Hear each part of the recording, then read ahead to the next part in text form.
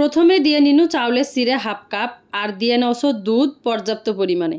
আর এই চাউলের সিরাটা কিন্তু আমরা ঢেকিত বানছি।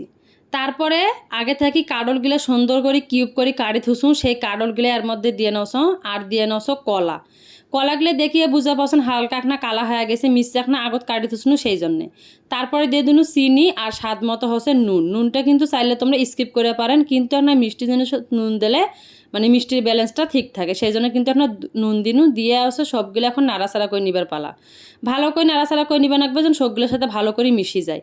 আর এই রেসিপিটা কিন্তু মুই চাউলের সিরে দিয়ে করনু, মানে আমার একটা ভারী থেকে বা ঢেকিত বানা চাউলের সিরে দিয়ে।